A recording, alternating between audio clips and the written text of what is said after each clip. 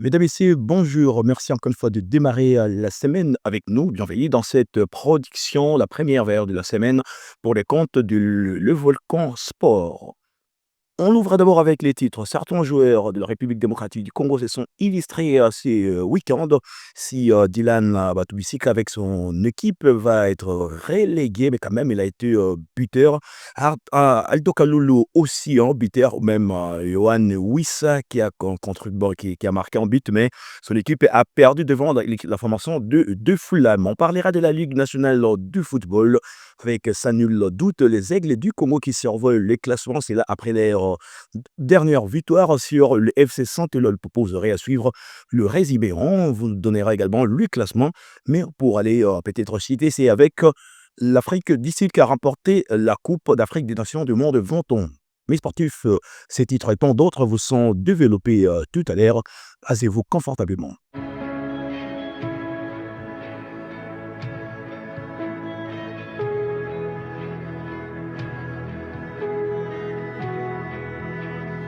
On l'ouvre d'abord avec cette fausse note pour l'international congolais Ngalael Mukaou qui va certainement disputer que la Ligue Europa la saison prochaine, malgré en tout cas la victoire de son équipe de Lille face à Reims. Lille a terminé donc cinquième, synonyme d'une qualification pour la Coupe d'Europe. Donc il s'agit bel et bien de la Ligue Europa. On rappelle que Ngalael Mukaou avait disputé la dernière édition de la Ligue des champions de l'UEFA. Dylan Batubisika relégué en Ligue D, en tout cas c'est qu'on peut noter l'AS Saint-Etienne que relégué après sa défaite contre la formation de Toulouse. Saint-Etienne termine 13e, c'était 3 buts à 1, le score devant Toulouse et l'international congolais Dunal Batubisika a marqué un but, mais un but qui sera inutile, qui ne pourra pas permettre à son équipe d'être maintenue en Ligue 1, c'est-à-dire les championnats français. Aldon Kaloulou, buteur avec l'équipe du Partizan Belgrade. En tout cas, c'est une belle prestation pour l'international congolais, même également pour Glody Lilepo, cette fois-là en Afrique. Glody Lilepo qui a marqué son 5e but en championnat sud-africain avec son équipe de Kaiser Chiefs.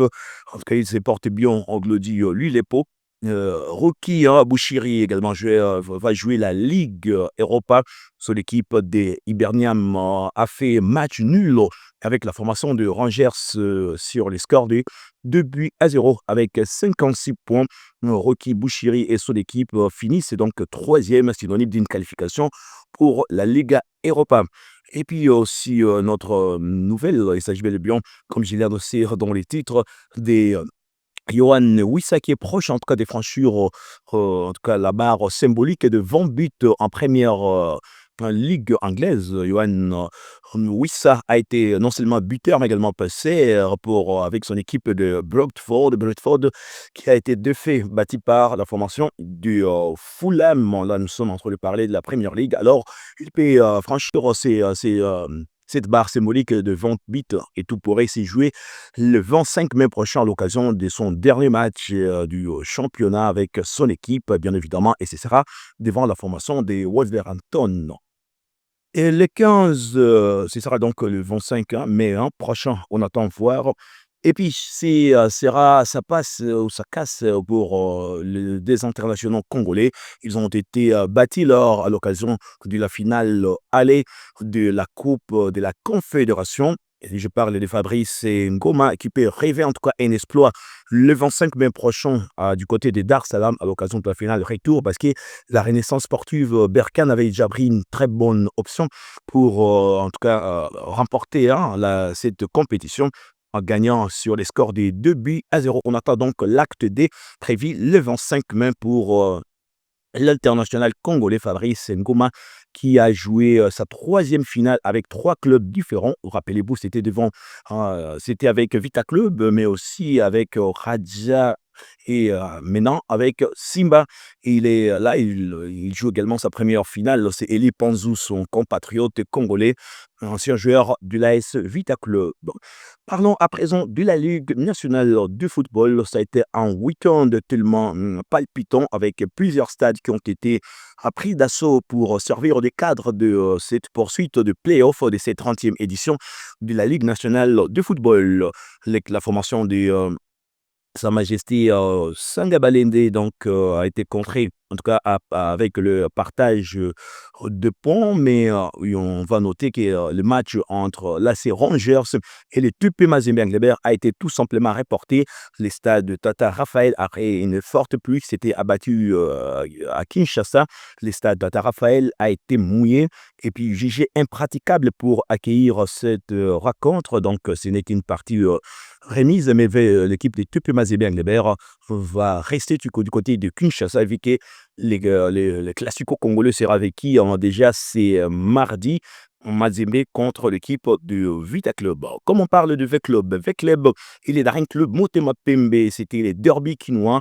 Le score paritaire de 0-0. Voilà, c'était le score à l'issue de cette rencontre. Je vous convie ici à suivre ces résumés. La lambade des mains bébé. Attention, c'est pour Farid Ouedraogo. Oh là là, Mansuka Chikata. Chikata. La frappe des Chikata.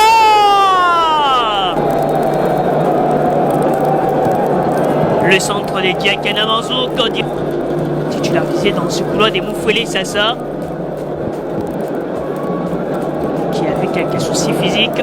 Moufouélé, attention, Vitacle dans le barrage. Ngomazito va se battre. Diarra Senior ou Beyoukou. Beyoukou, quelle est la décision de l'arbitre?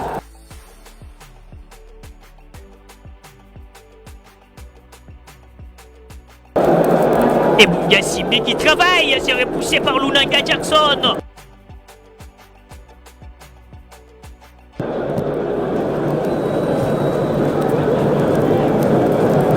La belle passe pour Wilangui, Wilangui le centre, la passe de l'autre côté, Chicago. Voilà, Ange Vert et Simba se sont neutralisés, c'était donc le samedi en dernier, sur les scores de 2 buts partout. Et pendant ce temps, c'était le FC Tanganyika qui laissait sa peau battue par la formation de Maniema Union. Donc Maniema Union, donc coude à coude, en tout cas avec les Aigles du Congo.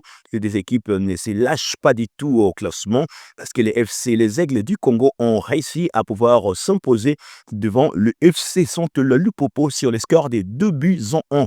Suivez les résumés de cette rencontre. KMB, Biaye, Marco Siesgas, Saint-Damien, Marcel Mabumba, pour Linda Tanguay, la passe d'Elinda Kachala.